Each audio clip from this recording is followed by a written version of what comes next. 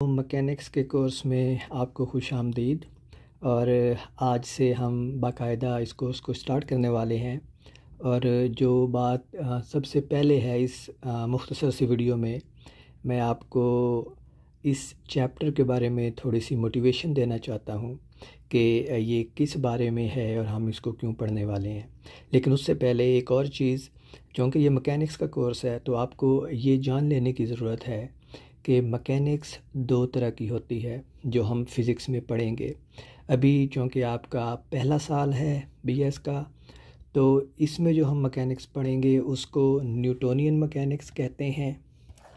और फिर आप आगे चल के ग़ालिबन तीसरे साल में एक और तरह की मैकेनिक्स पढ़ेंगे जिसको भी मैकेनिक्स या क्लासिकल मैकेनिक्स का नाम दिया जाता है, और उसको लैग्रांजियन एंड हैमिल्टोनियन मैकेनिक्स कहते हैं। ये दोनों जो कोर्सेज़ हैं या जो दोनों मैकेनिक्स हैं, ये आपको सेम रिज़ल्ट्स प्रूव करवाती हैं, लेकिन इनका जो तरीक़ाकार है, जो मेथडोलॉजी है, वो मुख्तलिफ है। न्यूटन ने जो मैकेनिक्स डेवलप की थी वो पहले आती है, और फिर उसके ग़ालिबन 100-150 साल बाद लैग्रांज और फिर उसके बाद हैमिल्टोनियन ने एक और मेथड डेवलप किया उन्हीं रिज़ल्ट्स को हासिल करने का जो न्यूटन ने हासिल किए थे।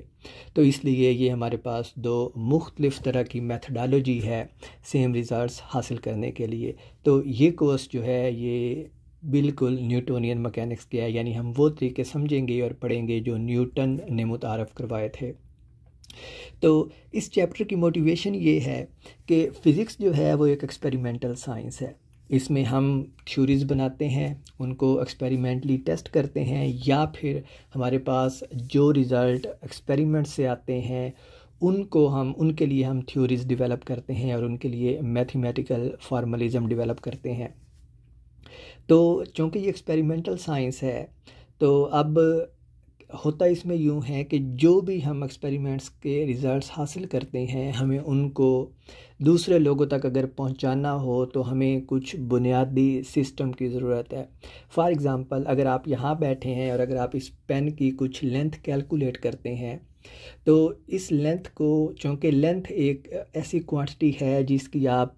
मेजरमेंट कर सकते हैं, और हम नेक्स्ट लेक्चर में पढ़ेंगे कि ऐसी क्वांटिटीज़ को फ़िज़िकल क्वांटिटीज़ कहते हैं। तो इसकी जब आप मेजरमेंट करेंगे लेंथ की, तो इस लेंथ को एक्सप्रेस करने के लिए आपको कुछ यूनिट्स की भी ज़रूरत है, और ये यूनिट्स जो हैं ये यूनिवर्सल होने चाहिए। यानी अगर आपने लेंथ कैलकुलेट की है तो इस पेंसिल की लेंथ कितनी है ये यूनिवर्सली नोन होना चाहिए, और उसके लिए आपको कुछ ना कुछ यूनिट्स की ज़रूरत है। और ये वजह है कि हम सारी फ़िज़िकल क्वांटिटीज़ के लिए कुछ ना कुछ यूनिट्स डिफ़ाइन करते हैं। इस वजह से कि अगर मैं इसकी कुछ लेंथ कैलकुलेट करता हूँ तो मुझे इस लेंथ को, फ़र्ज़ करें कि किसी दूसरे मुल्क में बैठे साइंटिस्ट को बताना है, तो अगर हमारे पास एक यूनिफॉर्म सिस्टम होगा यूनिट्स का, यानी अगर मैं ये कहूँ कि इस पेंसिल की लंबाई जो है वो 10 इंच है, तो अगर हमारे पास पहले से ये डिफ़ाइंड होगा कि 1 इंच कितना होता है या 1 इंच कितनी लंबाई होती है, तो उसके बाद ही मैं इस अपनी कैलकुलेशन को ट्रांसफ़र कर सकता हूँ उन लोगों तक जो मुझसे बहुत दूर बैठे हैं। और इसलिए हमें बुनियादी तौर पे एक सिस्टम की ज़रूरत होती है जिसमें हम डिफ़ाइन करते हैं कि हमारे पास जितने भी फ़िज़िकल क्वांटिटीज़ हैं उनके यूनिट्स क्या होंगे।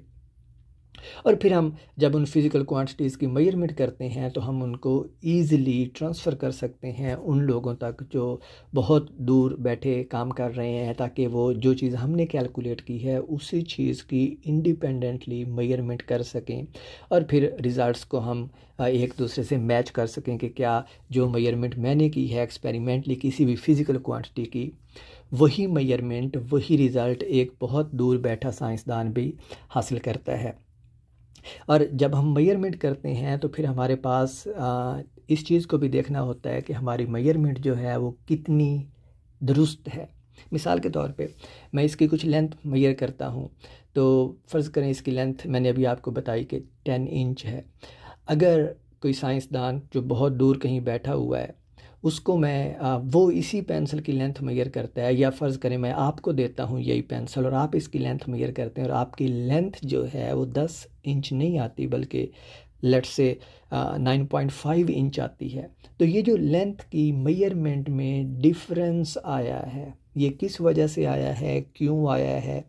इसमें क्या वजूहात हो सकती हैं, और फिर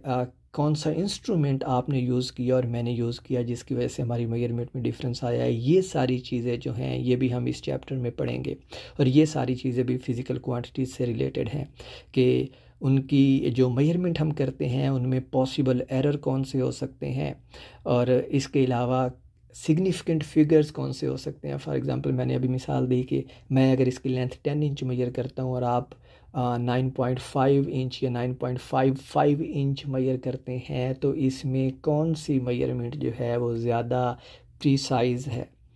और इसमें कितने सिग्निफिकेंट फिगर्स हैं। क्या सिग्निफिकेंट फिगर्स को हम देखेंगे इस चैप्टर में कि ये बताते हैं कि कोई मेजरमेंट जो है वो कितनी ज़्यादा प्रीसाइज़ है। और फाइनली फिर हम इसमें इसी चैप्टर में फ़िज़िकल क्वांटिटीज़ की कुछ डायमेंशंस को देखेंगे कि डायमेंशंस क्या होती हैं और क्या रोल प्ले करती हैं फ़िज़िकल क्वांटिटीज़ के रिलेटेड फ़िज़िक्स के अंदर। और ये हमारी बुनियादी बातें होंगी जो इस चैप्टर में हम करेंगे। उसके बाद जब हम ये बेस डेवलप कर लेंगे तो फिर हम अगले चैप्टर्स की तरफ मूव करेंगे और बाकायदा मैथमेटिकली चीज़ों को या इन फिज़िकल क्वांटिटीज़ को पढ़ना शुरू करेंगे।